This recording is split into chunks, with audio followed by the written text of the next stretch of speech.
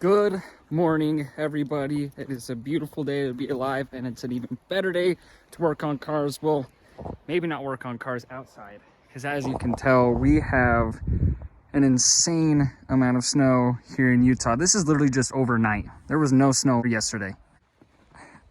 I mean, check out the Audi sitting right here. It is so bad. The Audi's supposed to be the winter car, but my front driver's side tire is starting to bubble on the outer sidewall because they were bald, and I flipped them. And I flipped them too late, sadly. But that's not the point. We're actually be working on the Forester today inside the garage. We won't be working on it outside. I wanted to show you guys what outside looked like right now because it is crazy, and it is supposed to keep snowing for a whole nother day. So we're not going anywhere anytime soon. But before we go back inside, just wanted to show this. Even though the snow gets annoying and I want it to be sunny and warm in summer already to do car things, you can't deny that this is just beautiful. I love it. All right, let's go do what we were gonna do today. We've still got the bagged Grom, in case anyone was wondering. Still waiting for weather to get good to sell it. But over here, we have Gronda chilling right here. Now this may be out of the elements and out of where all the snow is, but it's still just as cold in this garage. And also pretty wet still. Also, my car's locked. I thought I left it unlocked. Oh, I left the driver door unlocked. We have a low car and the window goes under the cabinets. That's awesome. We gotta take a look in the engine bay real quick because I drove this car home in the snow last night and it was not pretty, and I don't have wheel wells in the Forester. That's why the Audi is supposed to be the winner daily. It's because I cut out the wheel wells on this car to go low. But the Audi I can't drive because of the bubbling front tire. So I just want to double check on the intake side because this is where I get all my issues. And it looks like we threw up quite a bit of rocks and crap into here. But look at my control arm. It's just packed on with snow. That's awesome. But over here, same thing over here, just packed on with snow on my control arm. That's hilarious. Everything looks good though. That's good. First order of business, ever since I did the engine swap and had to put all of the interior and dash and everything back in, because all of this, pretty much all the interior from here forward was out of the car. Literally no dash, no dash bar, no carpets from the front. All the carpets were folded back. There was nothing here. And when I put it all back together, you can see how the glove box isn't aligned. And it's been like that for a year. And it has driven me crazy every single day I hop in this car. And you want to know why? If you come down here, look here. Boom. You see that? There's no bolt there. And watch, if you put a bolt here for pressure, it evens it out. And I'm missing that. So we're going to find something to throw in there to straighten that out first of all, because that's driving me crazy. The other thing I want to get done, some of you might have seen if you're local, if you've seen this at any recent car meets, I have harnesses in the driver's seat. Everyone always gives me crap because they're like, why do you have harnesses in the driver's seat? No harnesses in the passenger seat. Well, they're back here.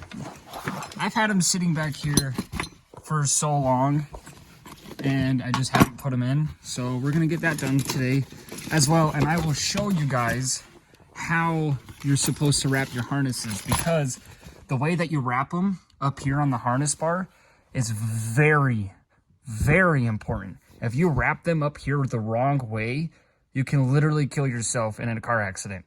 These have to be wrapped the right way. I can't stress that enough. And I will show you guys how to do so. And I found my other set of seatbelt pads for the passenger side harnesses too. Sweet. Come over here and grab our trusty bolt pin, and I'm sure we'll find something in here that will work for the glove box. Well, I couldn't really get a camera down here to film putting that in, but it's in, and it's level. That is nice.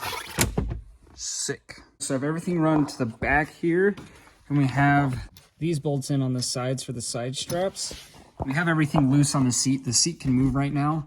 That's just so everything we can still line up normal. And then I'll show you guys real quick how you're supposed to wrap your harnesses. So when you wrap your harnesses, when you're done, well, I dropped it. When you're done, you want this bracket to sit perfectly perpendicular on top of the bar like this.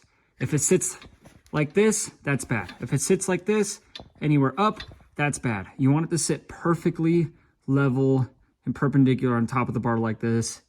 Any other way, you risk breaking bones, breaking your back if you're ever in a car accident. This is very, very important. Never bolt them to the floor either. If you saw them that they came with these ends on them, you never want to bolt harnesses to a floor because that's a lower bolting point than where your shoulders are going to be at, and that can pressure break your back. So that's why harness bars for harnesses are so important. You want them like this. Next, the way you wrap around the bar is also very important too. Obviously, you adjust this to your length. This is going to be way too long for now, but this is just for me to show you guys real quick. When you have the piece like this on the bar, what you're going to do is you're going to come under with this strap. You're going to go through the first loop and then down the back side of the bracket as well. So it's going to look like this. The strap comes under the bar first, up through, and then down through the other side. Here's the end of the strap.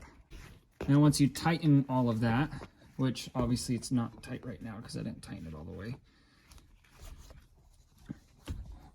You'll tighten all of it like this, and then you'll actually come back. You will actually come back this way and through the top of this again. So now that last is done, when this pulls tight on the seat around your shoulders, you see how it's kind of on top of the bar and almost perpendicular. This can honestly, I would honestly rather pull this back more and have it more like that. This is even too far forward. But I'll show you the other side real quick because that other side's right.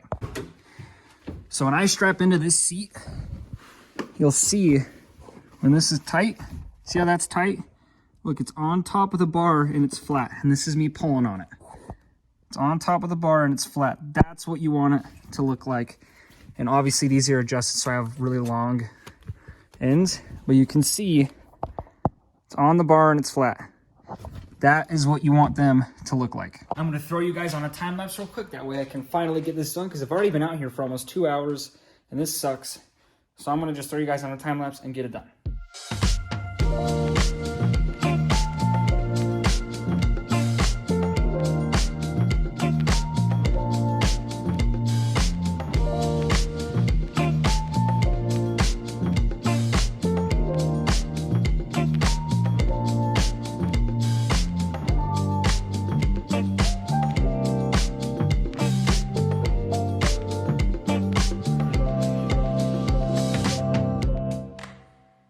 Check that out. That is done.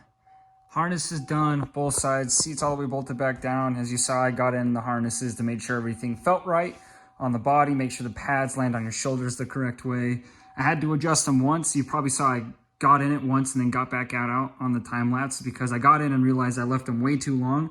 So I had to go readjust them back to the correct length like the other side, but we're all done. Okay, well, I can't find my zip ties, but what you're supposed to do with these when you're done, you roll them up like this, you see that? And then you'll run a zip tie through the center of it. That way it holds it all together and it just kind of, the roll will just kind of dangle right here on the back of the harness bar. But that's how you're supposed to do that. I can't find my pack of 100 zip ties. Literally anywhere. No idea where my pack of zip ties is, so I'll probably have to go get another one. But that's what you're supposed to do with these when you're finished. All right, it is a new day. We have a lot of the snow's melting, but again, a lot of it's also not melting. But I wanted to end this video off with showing you guys in actual some decent camera quality in the light and not in the crappy lighting of the garage. The harnesses in the day all finished up. That's locked. I still have not found my zip ties. So maybe that's something I'm gonna do today. But I actually already started filming another vlog after this one with the Audi. And we'll be with the Forester today as well. But that'll be in a new vlog. But this is where this one's going to end off. I appreciate you guys all watching. If you guys want to find seats like this, harnesses like this or whatever, go to amazon.com/shop/Max Kelson. You can find a lot of the parts that I buy for my cars. I put links in there so you guys can find those. We also have new merch drops coming for the Forester and the Audi. That'll be coming up soon. I appreciate all of you for watching. Love you all. Peace.